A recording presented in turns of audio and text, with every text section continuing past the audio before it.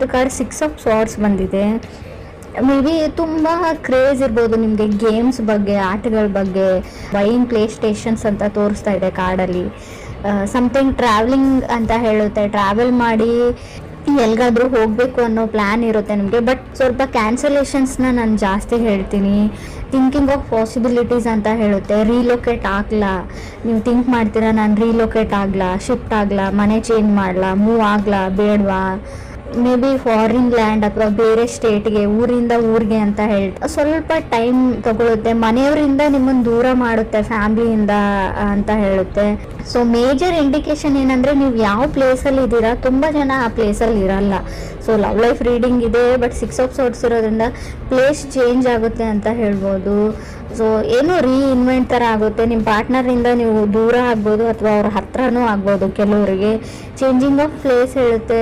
6 of ಸಾರ್ಡ್ಸ್ ಅಂದರೆ ಏನೋ ಒಂದು ನಿಮಗೆ ಪಾರ್ಟ್ನರ್ ಮೇಲೆ ಒಂಥರ ಕಿರಿಕಿರಿ ಮಾಡ್ತಾರೆ, ಪದೇ ಪದೇ ಕಾಲ್ ಮಾಡಿ, ಪದೇ ಪದೇ ಮೆಸೇಜ್ ಮಾಡಿ, ಅದರ್ ಪರ್ಸನ್ ಅಂತ ಅನ್ನಿಸ್ಬೋದು. ಅಥವಾ ಅದರ್ ಪರ್ಸನ್ಗೆ ನೀವು ಆ ಥರ ಮಾಡ್ತೀರಾ ಅಂತ ಕೂಡ ಅನಿಸ್ಬೋದು 6 ಆಫ್ ಸಾರ್ಡ್ಸ್ ಇರೋದ್ರಿಂದ. ಸೆಕೆಂಡ್ ಕಾರ್ಡ್ ನನಗೆ 5 ಆಫ್ ಪೆಂಟಿಕಲ್ಸ್ ಬಂದಿದೆ. ಮೇ ಬಿ ತುಂಬ ಇನ್ವೆಸ್ಟ್ ಮಾಡಿದ್ದೀರಾ ಟೈಮ್ ಆ್ಯಂಡ್ ಮನಿ ರಿಲೇಷನ್ಶಿಪ್ಗೆ ಅಂತ ಅನಿಸುತ್ತೆ ಕೆಲವರು. ಬಟ್ ನೀವು ಅಂದ್ಕೊಂಡಂಗೆ ಏನೂ ಆಗ್ತಾ ಇಲ್ಲ ಅಂತ ಕೂಡ ಅನ್ನಿಸ್ತಾ ಇದೆ. ಹಣ ಹೋಯಿತು, ಟೈಮ್ ಹೋಯಿತು, ತುಂಬ ಡೇಟ್ ಮಾಡಿದ್ದೀರಾ ಆ ಪರ್ಸನ್ನ. ಬಟ್ ಅಂಡರ್ಸ್ಟ್ಯಾಂಡಿಂಗ್ ಏನೂ ಬೆಳೆದೇ ಇಲ್ಲ, ಅವ್ರು ನನ್ನನ್ನು ಅರ್ಥನೇ ಮಾಡ್ಕೊಂಡಿಲ್ಲ. ಏನು ಹೀಗೆ ಆದರೆ ಹೇಗೆ ಮುಂದೆ ಫ್ಯೂಚರು, ಭವಿಷ್ಯ ಹೇಗೆ ಅಂತ ಥಾಟ್ಸ್ ಸ್ಟಾರ್ಟ್ ಆಗುತ್ತೆ ನಿಮಗೂ ಅಥವಾ ಅದರ್ ಪರ್ಸನ್ ಅಂದರೆ ನೀವು ಕನೆಕ್ಟ್ ಆಗಿರೋ ವ್ಯಕ್ತಿ. ಮೇ ಬಿ ನೀವು ಮದುವೆನೇ ಆಗಿರ್ಬೋದು ಅಥವಾ ರಿಲೇಷನ್ಶಿಪ್ಪಲ್ಲಿರ್ಬೋದು, ಕಮಿಟ್ ಆಗಿರ್ಬೋದು. ಥರ್ಡ್ ಕಾರ್ಡ್ ಕಿಂಗ್ ಆಫ್ ಸಾರ್ಡ್ಸ್ ಬಂದಿದೆ. ಕೆಲವರು ಕಿಂಗ್ ಆಫ್ ಸಾರ್ಡ್ಸ್ ಅಂದರೆ ಯಾವುದೋ ಒಬ್ಬ ವ್ಯಕ್ತಿನ ನಿಮ್ಮ ಲೈಫಿಂದ ಕಟ್ ಆಫ್ ಮಾಡ್ತೀರಾ ನೀವು. ಚೇಂಜ್ ಅಂತ ಹೇಳ್ತೀನಿ. ತುಂಬ ಕಾನ್ಫಿಡೆನ್ಸ್ ಇರುತ್ತೆ. ಮೇ ಬಿ ಕೆಲವ್ರಿಗೆ ಈ ಥರ ಹೇಳ್ತೀನಿ ಅಂತ ತಪ್ಪು ತಿಳ್ಕೊಬೇಡಿ. 5 ಇಯರ್ಸಿಂದ ಮದುವೆ ಆಗಿರೋರು ಕೂಡ ಸಪ್ರೇಟ್ ಆಗೋವಂಥ ಚಾನ್ಸಸ್ ಇದೆ. ಮದುವೆ 5 ಇಯರ್ಸ್ ಆದರೂ ಸಪ್ರೇಟ್ ಆಗ್ತೀರಾ, ಡಿವೋರ್ಸ್ಗೆ ಅಪ್ಲೈ ಮಾಡ್ತೀರಾ ಕೆಲವರು. ಪೇಷನ್ಸ್ ಇಸ್ ಎ ಕೈ. ಸ್ಪೀಚ್ ಬಗ್ಗೆ ಹೇಳ್ತೀನಿ ನಾವು. ನೀವು ಹೇಗೆ ಮಾತಾಡ್ತೀರಾ ಅದ್ರ ಬಗ್ಗೆ ಹುಷಾರಾಗಿರಿ. ಅಲ್ಲ ಏನಾದರೂ ಆಗಲಿ ನಾನು ದೂರ ಆಗೋಕ್ಕೂ ರೆಡಿ ಇದ್ದೀನಿ ಅನ್ನೋ ಹಾಗಿದ್ರೆ ಮಾತ್ರ ಜಗಳ ಮಾಡ್ಕೊಳ್ಳಿ. ಸಣ್ಣ ಪುಟ್ಟ ಜಗಳ ನಿಮ್ಮನ್ನು ಬೇರೆ ಮಾಡುತ್ತೆ. ಆದಷ್ಟು ಮಾತಾಡದೆ ಇದ್ಬಿಡಿ ಅಂತ ನಾನು ಹೇಳ್ತೀನಿ. ಫೋರ್ತ್ ಕಾರ್ಡ್ ನನಗೆ 9 ಆಫ್ ಸಾರ್ಡ್ಸ್ ಬಂದಿದೆ.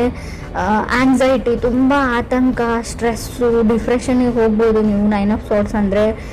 ಆಲ್ಮೋಸ್ಟ್ ಕೆಲವ್ರದ್ದು ಸಪ್ರೇಷನ್ ಲೆವೆಲಿಗೆ ಬಂದು 9 ಆಫ್ ಸಾರ್ಡ್ಸು ಕೆಲವ್ರದ್ದು ಭಯ ಆಗೋಕ್ಕೆ ಶುರುವಾಗ್ಬಿಡುತ್ತೆ. ನಾನು ಯಾಕೆ ಇಷ್ಟು ಚಿಕ್ಕ ವಿಷಯಕ್ಕೆ ಜಗಳ ತಗೊಂಡೆ, ನಾನು ದೂರ ಆಗ್ತಾ ಇದ್ದೀನಿ ಅಂತ. ಸೊ ನಾನು ಮುಂಚೆನೇ ಇಂಡಿಕೇಶನ್ ಕೊಡ್ತಾ ಇದ್ದೀನಿ, ಸುಮ್ಮನಿದ್ದು ಬಿಡಿ. ಫಿಫ್ತ್ ಕಾರ್ಡ್ ನನಗೆ 7 ಆಫ್ ಕಪ್ಸ್ ಬಂದಿದೆ. ಸೊ ನಿಮಗೆ ಯಾರೋ ಮೋಸ ಮಾಡ್ತಾ ಇದ್ದಾರೆ. 7 ಆಫ್ ಕಪ್ಸ್ ಮೀನ್ಸ್ ನೀವು ಕನೆಕ್ಟ್ ಆಗಿರೋ ವ್ಯಕ್ತಿ ಚೀಟ್ ಮಾಡ್ತಾ ಇದ್ದಾರೆ ಅಂತ ಅರ್ಥ ಆಗುತ್ತೆ. ಮೋಸ ಮಾಡ್ತಾ ಇದ್ದಾರೆ ನಿಮಗೆ ಅಂತ ಕೂಡ ಕಾರ್ಡ್ ಹೇಳ್ತಾ ಇದೆ. ಅಬ್ಸರ್ವ್ ಮಾಡಿ, ಹುಷಾರಾಗಿರಿ. ಅವ್ರು ಬಣ್ಣದ ಮಾತಿಗೆ ಮಳ್ಳಾಗಬೇಡಿ ಅಂತ ಹೇಳ್ತೀನಿ. ಈ ರಿಲೇಷನ್ಶಿಪ್ಗೆ ನಿಮಗೆ ರಿಲೇಟಿವ್ಸ್ ಕಡೆಯಿಂದನೂ ಬರ್ಬೋದು, ಮದುವೆ ಫಿಕ್ಸ್ ಆಗೋ ಲೆವೆಲಿಗೆ ಇರ್ಬೋದು, ಆಲ್ರೆಡಿ ಎಂಗೇಜ್ಮೆಂಟ್ ಆಗಿರ್ಬೋದು. ಬಟ್ ಅವ್ರು ಹೇಳಿರೋದೆಲ್ಲ ಸುಳ್ಳು ಕಾರ್ಡ್ ಹೇಳ್ತಾ ಇದೆ. ಎಲ್ರಿಗೂ ಅನ್ವಯಿಸುತ್ತೋ ಇಲ್ವೋ ಗೊತ್ತಿಲ್ಲ, ಬಟ್ ಕೆಲವರಿಗೆ ಖಂಡಿತವಾಗ್ಲೂ. 6th ಕಾರ್ಡ್ ನನಗೆ ಪೇಜ್ ಆಫ್ ಸಾರ್ಡ್ಸ್ ಬಂದಿದೆ. 7th ಕಾರ್ಡ್ 7 ಆಫ್ ಪೆಂಟಿಕಲ್ಸ್ ಬಂದಿದೆ. ನೀವು ತುಂಬ ಟ್ರೈ ಮಾಡಿದ್ದೀರಾ, ಯುವರ್ ಬೆಸ್ಟ್ ವೇಟ್ ಮಾಡಿದ್ದೀರಾ, ಎಲ್ಲ ಮಾಡಿದ್ದೀರಾ. ಬಟ್ ಕಂಟ್ರೋಲ್ ಮಾಡೋಕ್ಕಾಗ್ತಾ ಇಲ್ಲ ನಿಮಗೆ. ಯಾರನ್ನು ಚೂಸ್ ಮಾಡಲಿ ಅಥವಾ ಯಾರನ್ನು ಬಿಡಲಿ ಅನ್ನೋ ಲೆವೆಲಿಗೆ. ಆ ರಿಲೇಷನ್ಶಿಪ್ಪಲ್ಲಿ ಇರೋಕ್ಕೂ ನೀವು ತುಂಬ ಟ್ರೈ ಮಾಡಿದ್ರಿ. ಮದುವೆ ಆಗಿ ತುಂಬ ವರ್ಷ ಆಯಿತು, ಇವಾಗ ಬಿಡೋಕ್ಕೂ ಆಗಲ್ಲ. ಗೌರವ, ಮಾನ, ಮರ್ಯಾದೆ ಪ್ರಶ್ನೆ ಎಲ್ಲ ಯೋಚನೆ ಮಾಡಿದ್ರಿ. ಬಟ್ ಕಡೆಗೆ ಬೇರೆ ದಾರಿ ಇಲ್ಲ ಅಂತ ಕೆಲವ್ರಿಗೆ ಅನಿಸಿರ್ಬೋದು. ಸಪ್ರೇಟು ಆಗ್ತಾ ಇದ್ದೀರಾ ಕೆಲವರು ಅಂತ ಹೇಳ್ತಾ ಇದೆ. 6 ಆಫ್ ಸಾರ್ಡ್ಸ್ ಏನು ಹೇಳುತ್ತೆ ಅಂದರೆ, ಆ ವ್ಯಕ್ತಿ ನಿಮ್ಗೆ ಚೀಟ್ ಮಾಡ್ತಾ ಇದ್ದಾರೆ ಅಂತ ಗೊತ್ತಿದೆ, ನಿಮಗೆ ಮೋಸ ಮಾಡ್ತಾ ಇದ್ದಾರೆ ಅಂತ ಗೊತ್ತಿತ್ತು. ಬಟ್ ಆದರೂ ಇಷ್ಟು ವರ್ಷಗಳ ಕಾಲ ಇದ್ರಿ, ಬಟ್ ಇನ್ನು ಮುಂದೆ ಆಗ್ತಾ ಇಲ್ಲ. ಸೊ ನೀವೆಷ್ಟು ಪ್ರಯತ್ನ ಪಡಬೇಕು ಅಷ್ಟು ಪಟ್ಟಿದ್ದಾಗಿದೆ. ಸೊ ಅದ್ರ ಬಗ್ಗೆ ಗಿಲ್ಟಿ ಫೀಲ್ ಮಾಡ್ಕೊಳ್ಬೇಡಿ ಅಂತಲೇ ನಾನು ಹೇಳ್ತೀನಿ. ಸೊ ಲೆಟ್ ಗೋ ಮಾಡಿ, ಮೂವ್ ಆನ್ ಆಗಿ, ನಿಮ್ಮ ಲೈಫಿಗೆ ಏನು ಬೇಕೋ ಅದನ್ನು ನೀವು ಮಾಡ್ಕೊಳ್ಳಿ ಅಂತಲೇ ಕಾರ್ಡ್ ಹೇಳ್ತಾ ಇದೆ. ಸೊ 8th ಕಾರ್ಡ್ ನನಗೆ 4 ಆಫ್ ಕಪ್ಸ್ ಬಂದಿದೆ. 4 ಆಫ್ ಕಪ್ಸ್ ಅಂದರೆ ನಿಮಗೆ ಮಲ್ಟಿಪಲ್ ಆಪ್ಷನ್ಸ್ ಬರುತ್ತೆ ಖಂಡಿತವಾಗ್ಲೂ. ಸೊ ಕೇರ್ಫುಲ್ಲಾಗಿ ಅದರಲ್ಲಿ ನೀವು ಚೂಸ್ ಮಾಡ್ಕೊಳ್ಬೇಕಾಗುತ್ತೆ. ಇದು ನಿಮ್ಮ ಲೈಫ್ ಪ್ರಶ್ನೆ. ಸೊ ಮದುವೆಗೆ ರೆಡಿ ಮಾಡ್ಕೊಳ್ತಾ ಇದ್ದೀರಾ ಅಂತಲೂ ಗೊತ್ತು, ಸೆಟ್ಲ್ ಆಗಬೇಕು ಅಂತ ಡಿಸೈಡ್ ಮಾಡಿದ್ದೀರಾ ಅವರು. ಯಾಕಂದರೆ ನನ್ನ ಅಕ್ಕಪಕ್ಕ ನನಗಿಂತಲೂ ಚಿಕ್ಕವರಿಗೆಲ್ಲ ಮದುವೆ ಆಗ್ತಾ ಇದೆ ಅಂತ ಫ್ರೆಶರ್ ಥರ ನಿಮಗೆ ಫೀಲ್ ಇರ್ಬೋದು. ಸೊ ಅದಕ್ಕೋಸ್ಕರ ನೀವು ಈ ಡಿಸಿಷನ್ನು ತಗೊಂಡಿರ್ಬೋದು, ಬಟ್ ಮನೆಯವ್ರನ್ನೇ ನಂಬಿ ಹೋಗ್ತೀನಿ ಅನ್ನೋದು ಕೂಡ ತಪ್ಪು, ಅಥವಾ ನೀವು ನನ್ನ ನಂಬಿಕೆ ಮೇಲೆ ಹೋಗ್ತೀನಿ ಅನ್ನೋದು ಕೂಡ ತಪ್ಪು. ಇಬ್ಬರು ಕುಂತು ಡಿಸ್ಕಸ್ ಮಾಡಿಬಿಟ್ಟು ಸ್ವಲ್ಪ ಯಾರಿಗಾದರೂ ಗೊತ್ತಿರೋರಿಗೆ ಅವ್ರ ಬಗ್ಗೆ ಇನ್ನೊಂದು ಕಡೆ ಸರ್ತಿ ಎಂಕ್ವೈರಿ ವಿಚಾರಣೆ ಮಾಡಿ ವಿಚಾರಿಸಿ ಈ ಮುಂದಕ್ಕೆ ಹೆಜ್ಜೆ ಇಡೋದು ಸರಿ ಅಂತ ಹೇಳ್ತೀನಿ. ಕೆಲವರು ಮೋಸ ಹೋಗೋ ಚಾನ್ಸಸ್ ತುಂಬ ಕಾಣಿಸ್ತಾ ಇದೆ ಅಂತ ನಾನು ಒತ್ತಿ ಹೇಳ್ತಾ ಇದ್ದೀನಿ. ಇದನ್ನು ಮದುವೆ ಅಂತ ಮಾತುಕತೆ ಬೇರೆ. ಇನ್ನು ಕೆಲವ್ರಿಗೆ ನಾನು 9th ಕಾರ್ಡ್ ನನಗೆ ಏಸ್ ಆಫ್ ಕಪ್ಸ್ ಬಂದಿದೆ. ಯಾರನ್ನು ನಿಮ್ಮ ಲೈಫಲ್ಲಿ ಅಲೋವ್ ಮಾಡ್ಕೊಳ್ತೀರಾ ಅನ್ನೋದು ಕೂಡ ನಿಮ್ಮ ಮೇಲೆ ಬಿಟ್ಟಿರೋ ವಿಚಾರ ಅಂತ ನಾನು ಹೇಳ್ತೀನಿ. ಆಪ್ಷನ್ಸ್ ತುಂಬ ಇದೆ, ತುಂಬ ಕಾಂಪ್ಲಿಕೇಟೆಡ್ ಲವ್ ಅಂತ ಅನಿಸುತ್ತೆ. ನೀವು ಪ್ರೀತಿನ ಹುಡ್ಕೊಂಡು ಹೋಗಬೇಡಿ, ಅದಾಗದೇ ನಿಮ್ಮ ಹತ್ರಕ್ಕೆ ಬರುತ್ತೆ ಅಂತಲೂ ಕಾಡೇ ಹೇಳ್ತಾ ಇದೆ.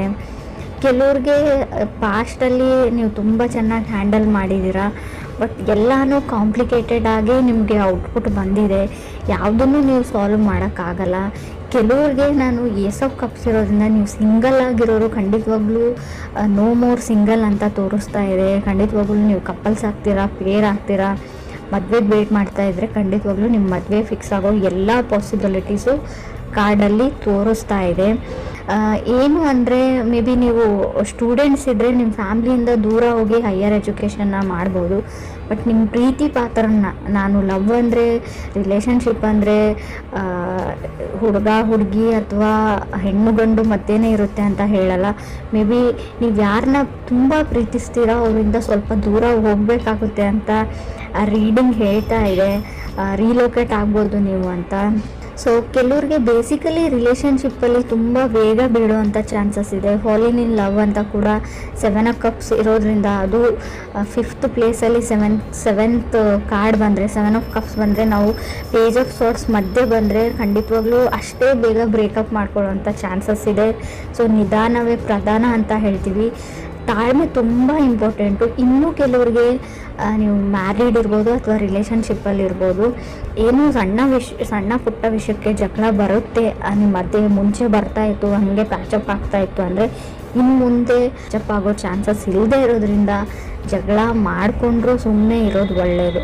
ನಿಮಗೆ ಸ್ಪೆಷಲಿ ಹೇಳ್ತಾ ಇದ್ದೀನಿ, ನೀವು ಸುಮ್ಮನೆ ಇರೋದ್ರಿಂದ ನಿಮ್ಮ ರಿಲೇಷನ್ಶಿಪ್ ಉಳ್ಕೊಳ್ಳುತ್ತೆ. ಯಾವುದೇ ರಿಸ್ಕನ್ನು ಕೂಡ ತಗೊಳ್ಳದೇ ಇರೋದು ಬೆಟ್ರು. ನಾನೇನೋ ಹೇಳಬೇಕು ಯಾರಿಗೂ, ನಿಮ್ಮ ಬಾಸ್ ಇರಲಿ, ನಿಮ್ಮ ಮನೆಯವ್ರಿರಲಿ, ಅಥವಾ ನಿಮ್ಮ ತಂದೆ ತಾಯಿ ಇರಲಿ, ಅಥವಾ ನೀವು ಪ್ರೀತಿಸಿದ ವ್ಯಕ್ತಿನೇ ಇರಲಿ, ಸೊ ಅವ್ರಿಗೂ ಕೂಡ ನೀವು ಯಾವಾಗಲೂ ಅದೇ ಮಾತು ಹೇಳ್ತಾ ಇರ್ತೀರ, ಬಟ್ ಆ ಮಾತು ಮುಂಚೆ ಹರ್ಟ್ ಆಗಿರಲ್ಲ. ಬಟ್ ಇವಾಗ ನೀವೇನಾದರೂ ಹೇಳಿದರೆ ಅದೇ ಮಾತು ತುಂಬ ದೊಡ್ಡ ಮಟ್ಟದ ಗಾಯ ಮಾಡುತ್ತೆ ಅವ್ರಿಗೆ.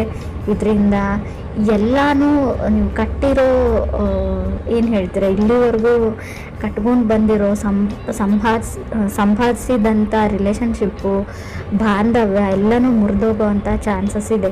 ರೀಡಿಂಗ್ ನೆಗೆಟಿವ್ ಅಂತ ಅಂದ್ಕೊಳ್ಬೇಡಿ, ತುಂಬ ಪಾಸಿಟಿವ್ನೆಸ್ ಇದೆ ಇಲ್ಲಿ. ಮದುವೆ ಆಗುತ್ತೆ, ಮದುವೆ ಫಿಕ್ಸ್ ಆಗುತ್ತೆ, ರಿಲೇಷನ್ಶಿಪ್ಪಲ್ಲಿ ಇರ್ತೀರಾ, ಫಾರಿನ್ ಲ್ಯಾಂಡಿಗೆ ಹೋಗೋ ಎಲ್ಲ ಚಾನ್ಸಸ್ ಇದೆ, ರಿಲೊಕೇಶನ್ ಇದೆ, ಹೈಯರ್ ಸ್ಟಡೀಸ್ ಇದೆ. ಕೆಲವ್ರಿಗೆ ನೀವು ಪ್ರೀತಿಸಿದ ವ್ಯಕ್ತಿನೂ ನಿಮ್ಗೆ ಸಿಗ್ತಾರೆ, ಬಟ್ ನಿಮ್ಮ ಮಾತಿನ ಬಗ್ಗೆ ಅಷ್ಟೇ ನೀವು ಗಮನ ಇರಬೇಕು. ಜಗಳ ಮಾಡ್ಕೊಳ್ಬಾರ್ದು ಅಷ್ಟೇ. ಕೆಲವ್ರು ಖಂಡಿತ ಜಗಳ ಆಗುತ್ತೆ, ಅವಾಗ ನಿಮ್ಗೆ ಆತಂಕ ಆಗುತ್ತೆ, ಸ್ಟ್ರೆಸ್ ಆಗುತ್ತೆ, ಬಟ್ ಅದು ಕಾನ್ಸಿಕ್ವೆನ್ಸಸ್ ಅಂತ ಹೇಳ್ತೀವಿ. ಮಾಡ್ಕೊಂಡಿರೋ ತಪ್ಪಿಗೆ ಅದನ್ನೆಲ್ಲ ನಾವು ಅನುಭವಿಸ್ಬೇಕು. ಏನೇ ಬರಲಿ ಅದನ್ನು ಹೆದರಿಸ್ತೀನಿ ಅನ್ನೋ ಕಾನ್ಫಿಡೆನ್ಸ್ ಇರಲಿ. ಎಲ್ಲೂ ಕುಸ್ತೋಗ್ಬೇಡಿ ಅಂತ ನಾನು ಹೇಳ್ತೀನಿ. ಆಗೋಗಿದೆ. ಸೊ ಅದನ್ನು ಆದಷ್ಟು ಸರಿ ಮಾಡೋಕ್ಕಾಗ್ತಾ ಇದೆ, ಸರಿ ಮಾಡ್ಕೊಳ್ಳಿ. ಇಲ್ಲ ನನಗಿಷ್ಟ ಇಲ್ಲ ಸರಿ ಮಾಡ್ಕೊಳ್ಳೋದಂದರೆ ಬಿಟ್ಬಿಡಿ.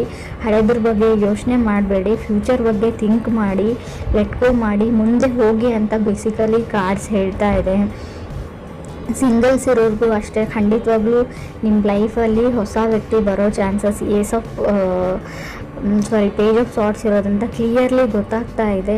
ಸೊ ಕೆಲವ್ರು ನಿಮಗೆ ಮೋಸ ಮಾಡ್ಬೋದು. ಸೊ ಅದರಿಂದ ಕೂಡ ಹುಷಾರಾಗಿರಿ ಅಂತ ಹೇಳ್ತೀನಿ.